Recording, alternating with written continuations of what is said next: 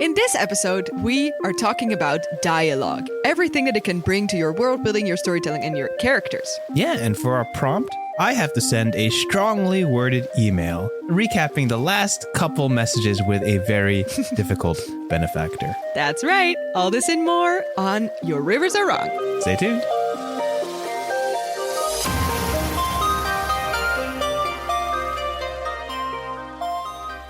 Good morning, everyone, or afternoon, or evening, or night, wherever you may be, whenever you may be. Welcome back to the Your Rivers Are Wrong podcast. I'm one of your hosts. My name is Merle.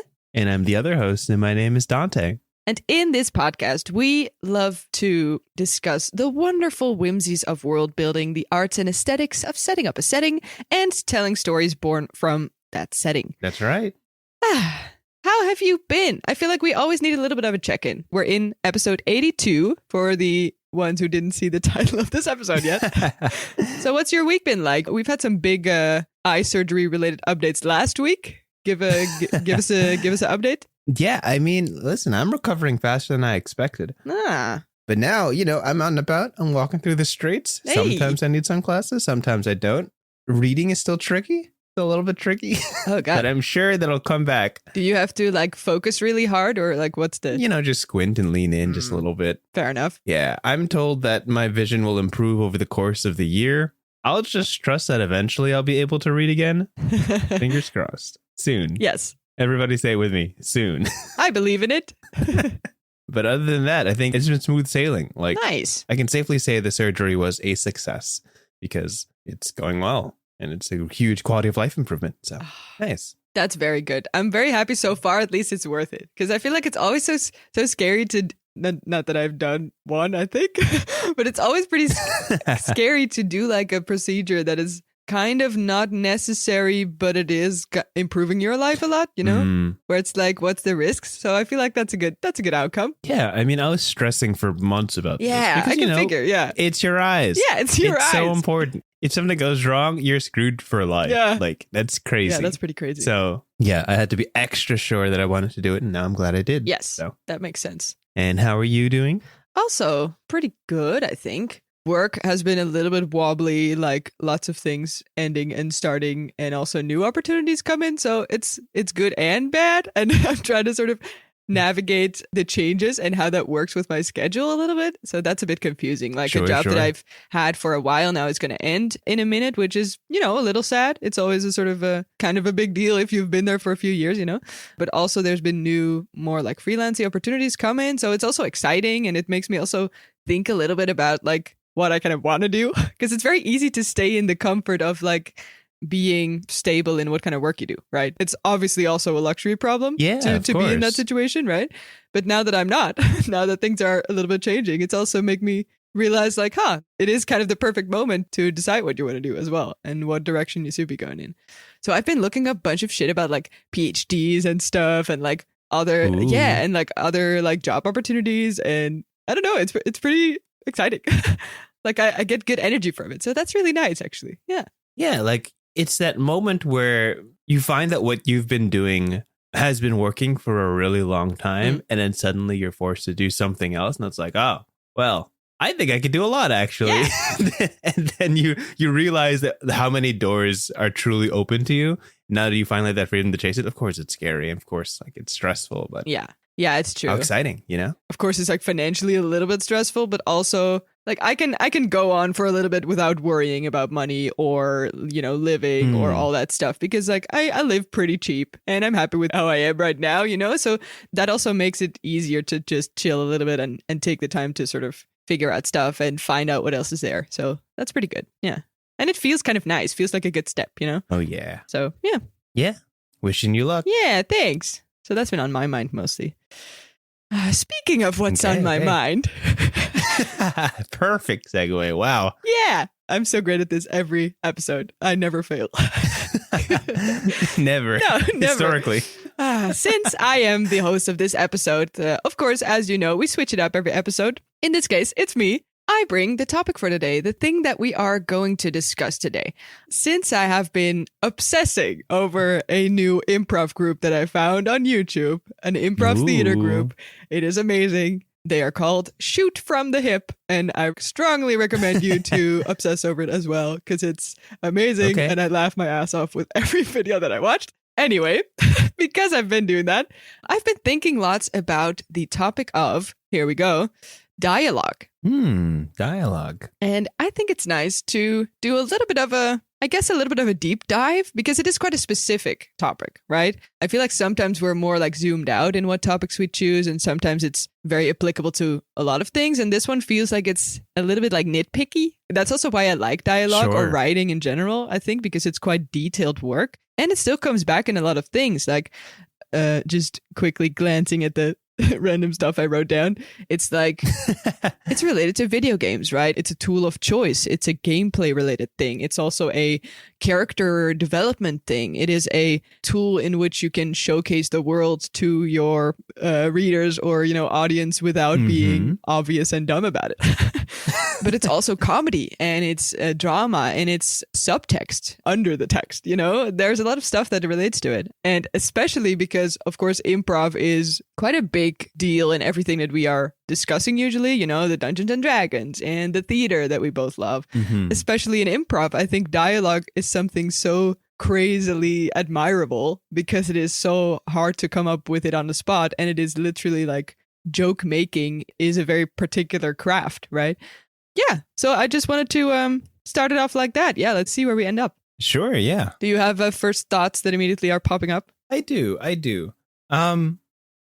Dialogue is hard. It's hard. Yes, let's establish that first. I find that when I am writing certain stories or writing the interactions between two characters, especially if I'm doing both characters, I kind of struggle to make the conversation seem natural, because the intent of dialogue in literature is to teach a third party about something. It has the assumption that there's an audience paying attention to the conversation. Right, yeah. So there's this inherent necessity to provide info between the lines that build up the characters, their personality, maybe the world around them, what's going on. But it doesn't always sound like a real conversation. It's like, hey, where were you this morning? Oh, wouldn't you like to know? Here's all the details I know about the location that I just visited. Yeah, exactly. Yes. Well, let me tell you, it was a beautiful spring day on Tuesday morning. And I was just walking down the street to the grocery, like that kind of thing. Like, yeah, you don't talk like that. It doesn't sound real. It's fake. So when writing dialogue, I find that I have to write it all out and then read it over and pretend like there's two sides and be like, wow, that doesn't sound like a real thing that real people say, right? Do you like actually like pronounce it, like talk it through as well, or no? Or is it like a brain process? What I'm thinking of is back in college, I would script write for skits within like my college organization that we'd perform in front of other people, right? So fun. So I would have to write these dialogues that would have to, within a very short amount of time, flesh out these characters, give them personality, give them context. And then, like, after we write something and have the actors say it, I'm like, wow, that sounds dumb. Wait, let's roll that back. Oh, I like it. Yeah. that doesn't sound like a real conversation between real people. As soon as someone tries to actually do it, it's like, no, it's terrible. Doesn't work. Yeah. It's about being real, and also, at least in skits, at least in performing, it's about being concise. It's about conveying a lot of information in a natural, quick way. Because nobody really info dumps in real life in an engaging way. I don't know how to say that. I mean, obviously people do, but like you can't just have somebody ramble. Not really, yeah. Yeah. So like basically for people who have been listening so far, like imagine like what me and Marla have been saying this whole episode. Imagine someone was writing that down, right? How much information have we realistically conveyed in the last 10 minutes? Very and little. Was it like believable? So like this conversation that we've just had would probably be one, shorter, and two, like more precise if everything we've said so far has been scripted and not just a normal conversation. Yes. So writing dialogues, at least in my head, is such a talent and so tricky. And you know when people can't do it. Let me tell you. It also, you can feel it instantly if it feels staged. I immediately had to think of a tiny example that I recently watched, a sort of modern take on Hamlet by, I think, the National Theatre or something. Okay. It was like a video registration of it, basically. And Andrew Scott was playing Hamlet? Yes. I love how I instantly forgot all the names and relevance of this play. But of course, it's Shakespeare, right? Right. Usually, or before this, I was super unpopular opinion, but not interested in Shakespeare because it felt so heavy to me. Like this is the naturalness that we're talking about, right? Like every time I watched someone perform it or when I was reading through it, I just couldn't go through it without I just didn't care about it. I wish I did, but I didn't. And then Andrew Scott played in this one, and he really changed the game for me because he's an actor that is extremely good at feeling natural. So when he did the famous sort of to be or not to be monologue that's in that play, I was like, oh, wait, now I understand what this is about. Like, now I know why someone would say this out loud. I think that's the brilliance and the extreme difficulty of being a good actor and being in this way, like making even a dialogue that is as hard or quote unquote unnatural, at least for our ears, as Shakespeare, work in a natural or at least, a pondering kind of way. And I think that's really great. So that makes total sense what you're saying, how that difference can be so big. And I'm not going to say like Shakespeare's the best example of this, but like I find that there is a talent in people who can write dialogues in brevity, like very specifically convey a lot of information about not only the world, but the characters within only a certain subset of lines. Yeah. One of my favorite things is when people are writing these skits is when a person will say very off the cuff a statement and it immediately fulfills like 5 different truths. Oh, yes. I know what you mean. Yeah. There's this wonderful skit by this point, it's Make Some Noise by Dropout. It's a series where improv actors are given skits and amazing, and they have to make it up on the spot, basically. And one of it was between Vic Michaelis and Zach Oyama about this couple breaking up while sitting in massage chairs. Like, that was the premise. Yeah, I saw this one. Yeah, it's really good. And it's like, they're just throwing out lines like, hey, I think this has been really rough for me. And she says something along the lines of, that's what you said 2 weeks ago. And I'm like, oh, something happened 2 weeks ago. And then yes, he's like, exactly. I'm having a lot of trouble reading between the lines. And she's like, come on, Zach, you're an English teacher. And I'm like, oh, he's an English teacher. And like that and recontextualizes like a whole lot of the stuff they said earlier. And it's just such a fun back and forth where these truths are thrown out like fastballs. And you start realizing, oh, these are very real people who exist right now in this moment. And just by saying 2 or 3 lines, I suddenly feel like I know so much about them. So like that's a talent that comes with improv, it comes with dialogue, just being able to the name of our podcast, world build and storytell very quickly. Yeah. So yeah, that's very much the place where the naturalness can either work for you brilliantly if you do it right, or just completely slog the whole thing down because you're not doing it right. Because usually in real life, well, it depends a little bit, but generally I think 2/3 of the conversations that I have are very like messy, and it takes a while, as you were saying, like to get to the point or to get to what you're trying to where you're trying to go. I can't even say it right now. So if you want to be concise, and usually you have to be, because of course an art piece is a book or a play or a movie, whatever. It's only so long. Like you don't want to clog up the place with unnecessary fuzz, like unnecessary white noise kind of to the conversation. So if you want to make the conversations efficient, how can you still make it feel like it is a messy thing, right? And a lot of that I think happens, and that's why I'm so in love with improv, because it's so amazing like that, is when you connect multiple truths together within one sentence. So if you can do that, like the example that you just gave, if you can immediately convey 1, I'm angry at you, 2, I don't like the past 2 weeks that we've been in because apparently something happened before that, all that kind of stuff. 3, we're in a super weird situation, literally because my body's shaking from the massage chair that we're pretending to be in. If you can all do that in one sentence, you're really sort of maximizing the tools you have and cramming as much as possible into that one line of dialogue. And if you can do that, God, you're sitting on gold. It's the most beautiful thing.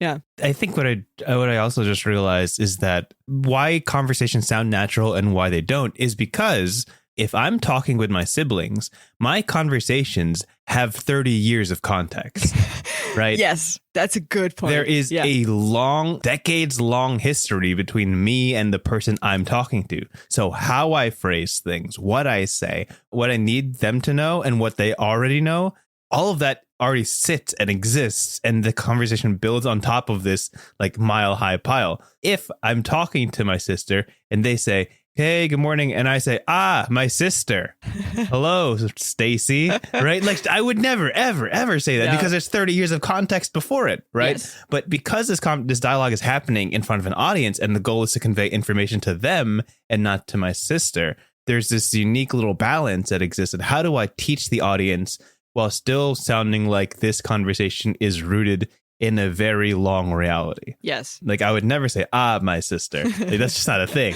It just doesn't exist. You know, that's not a real natural sentence. Yes. And it also ties back into the idea of having like a specific language with a specific person. Like I think I talk differently to everyone that's close to me ever. Like just because you have different jokes, you talk about different topics, you know, you have different connections, or you come from a same place, or, you know, all that stuff. And if you as a like outsider watching or listening to this conversation don't understand every reference except for the characters that do know the references, it also makes it feel like it's steeped in time, you know, like if right. Great phrase, steeped in time. I like that. You know, me and my brother have constant inside jokes about, I don't know, past TV shows we watched, like ridiculous book quotes that we somehow never forgot. I don't know, random shit and stuff. But then if, you know, a character that doesn't know us that well will, one, maybe not even see the jokes or not realize that we are joking because we're just going so fast, you know? You don't have to explain it anymore. So I'm also not laughing anymore because I know the joke already. But also we'll realize that we have a specific language that is not completely accessible to a stranger yet, because obviously you haven't spent time with each other the way that my brother and I have, because we've been living with each other forever. Even if you don't understand the context or the subtext of something, it can still feel like the subtext is there, you know, because there's a certain lack of information there that you can also convey like that. Like even in the example that you gave with Vic and Zach in the massage chairs, if Vic says, I'm still not over the 2 weeks ago accident or something, then I don't even have to know what the accident is, but because there's frustration about it, I'm like, oh, it must be big. It must be important. Oh, dang, something real crazy happened. And that's really nice. It's such a play with both information and misinformation and just everything underlying, like the things that is information that's not necessarily conveyed in text, like, you know, the frustrating way of speaking or I don't know, something like that. And in that way, I think it's also never just about the dialogue, right? It depends a little bit on genre, but like if I read a book, of course, it's a different experience than if I watch a full play with like real people in front of me having like vocal inflections or like volume differences and spatial differences. Like, are they far apart? Are they close together? Are they whispering? You know, all that stuff can change. Right. Yeah. And in a video game, it's again different. Like if you can literally, there's plenty of video games where you can just literally have dialogue options and changing the game for that reason. Like changing the character relationships you have or build, changing the way the story develops because you choose to inhabit a different kind of text in this scene or moment, you know? So it serves so many different functions depending on what genre you're talking about, but also just where you're trying to go. I think it's really nice. And the last thing I'll say in response is also, I think the experience of, for instance, an improv scene like the one you just described, is also working very well because of the sort of famous yes and mechanic, which is for people who are not that obsessed about theater like I am. It's basically the idea that whatever your scene partner brings into the scene in an improv game or play or whatever, you have to not block. So if someone says, I'm still mad about 2 weeks ago, then I can't say, nothing happened 2 weeks ago, because then you're kind of blocking the scene. So the yes and mechanic is kind of constantly taking what the other person is throwing into, because then you're building onto something and you can really sort of escalate whatever you're building. And that's really nice. Also for myself, just really want to try to yes and a little bit more in making art in other ways, even if you're not doing it with another person, right? Like the idea of constantly sort of intuitively changing or rewriting is really nice to me. And I'm very curious what it will bring if you put it in more places, you know? Have you thought about doing improv classes? Something like honestly, since this week and since the obsession that I have over the shoot from the hip guys, kind of, I really want to do it now because dang, I'm getting the itch again, I think. I think it's very practical information. It's a practical class. Yeah, I guess so. Just being able to be natural in front of crowds and handle that sort of attention. Yeah, and it's also just so fun. And to be honest, I also really like the comedy aspect of it. Like I feel like usually I'm more into dramatic stuff, which is fine. But I've realized since I've watched these guys that there's such a craft to comedy as well that I really am super intrigued by. Yeah, it's really nice. I guess also my last thoughts on this, because this is such a fun We could topic. go forever, yeah. On that, like forever, dialogue is by design very economical, right? Dialogue, at least in media, exists for a specific amount of time, for a specific purpose, for a specific audience to convey specific information, right? Yeah.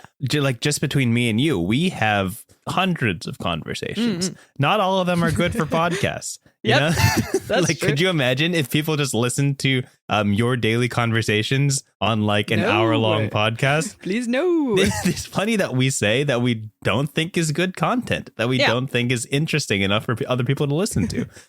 Of course, a lot of people who listen to our podcast, a lot of stuff sneaks in that's kind of dumb. Yes. But also, we do try to be concise about what we're speaking of, because it's important that the most important things we say are what makes it to other people's ears, right? It's very purposeful. The balance to make dialogue both natural and purposeful for a third party is such an art form, and it's a lot of fun. Yes. Yeah, that's all I got to say.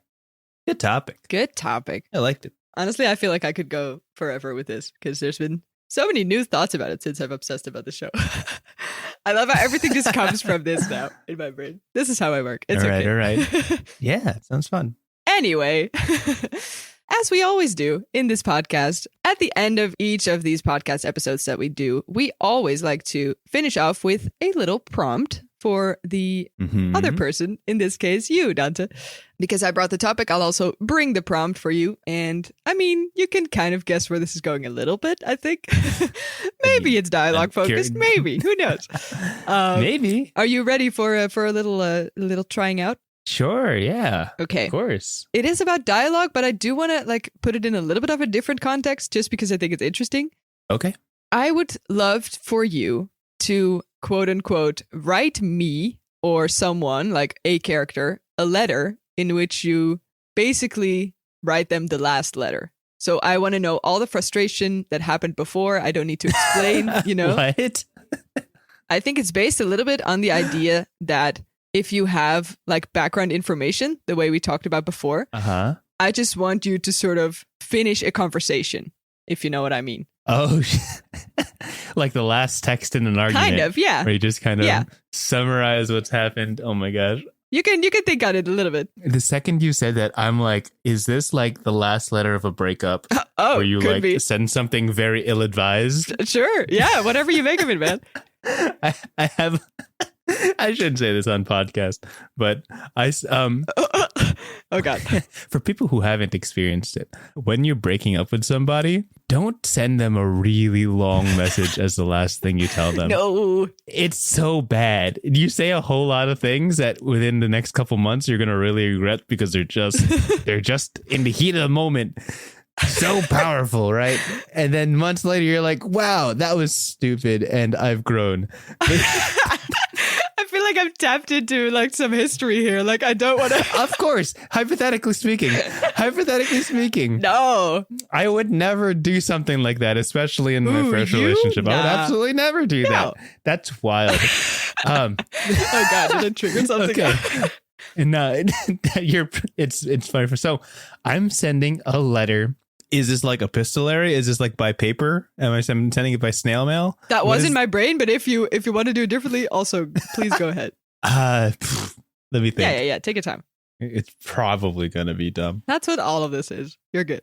Yeah. This is like the opposite of a dialogue, Marla. This is just a monologue at the very end. Yeah, I feel like I wanted to find a way that you could like have the end of a conversation, but then I'm like, I don't want to like make it a thing that you can't think about before. So I don't know. You're good. This is what I'll figure it out. Okay. Dear Morty, as per my last email, I just want to clarify a few things. This is indeed the termination of my contract with you and your administration, in case I wasn't clear. But if you need something on the record to reference to as to why the contract has been terminated, let me provide a few bullet points to share with your counsel. 1. When I asked you to provide a venue for my solo tour, I expected some sort of professionalism and transparency in where I was going. Ooh. You implied to me that there would be a waterside venue, of which I was excited during this summer tour. I did not appreciate playing my music in a swamp, a true marshlands Yep. on the coast of Florida. But let me emphasize, there are many fantastic venues in Florida. The marshlands, not my favorite, if I could understate that. 2, I believe I had communicated, and you had also communicated, that the featured performers at my concert as openers were people I was very familiar with. As per the email sent by Tommy earlier this week, clarifying his intent to perform. A Tommy Cat is not a replacement for one of my favorite bandmates throughout the course of my career. Oh, no. And no one was enthused by 7 minutes of cat meowing set to music. I understand that your favorite pet has a promising career in music. I do not appreciate that you are using my tour to amplify that. May I suggest other venues like TikTok or a live stream on your own channel? 3, I will say I appreciated the compensation that you have provided for reimbursing my travel and accommodations. As a counterpoint, the amount compensated was understandably low because you did not actually buy me a hotel, but instead provided me a room in someone's house. As I have displayed in the prior police reports, the aforementioned quote-unquote roommate did not realize I would be there. I have many documented videos from the 3 a.m. argument that I had with said host, Blackmail. quote-unquote. I am beginning to believe that you did not, in fact, inform them that I would be staying the night, and my arrival in their living room was not a planned occasion. I am sure the Florida Police Department will clarify for me. In conclusion, I will not be responding to this email if you are to reply. I will not be responding to all of the accusations you have made in emails 5, 7, and 22. This is not a productive conversation that we will have in the privacy of your house and your swamplands. This is now a legal discussion, and you will be speaking to my lawyers. Best regards. Yes, and nicely, very important. Thank you for your time and consideration. All the best. Best regards. Shrek from Shrek 2. Amazing. Yes. Okay, I'll close it out. That was a dumb scene. Well done. You muscled through that. Amazing. It's hard. It is hard. Because by nature, an email is not a natural conversation. So I was allowed to like recontextualize things that probably wouldn't happen if I was just in front of somebody. Fair. But kind of it's the a easy weird way format out. anyway. But yeah. Like, because I was kind of thinking of like, in a way, you're kind of obviously responding to stuff, but also email is such a weird conversation in itself. Even if it is a natural quote unquote email, like you forget half of the stuff that went before and people are not properly responding or people are not in CC and stuff, you know, like all that stuff. That's just so, it's kind of like work ethics almost. Yeah, I felt the frustration there. I think you did very good. It's by nature that like long conclusive emails have to recontextualize everything that came before. I guess so, because there's probably a lot more eyes on email number 23.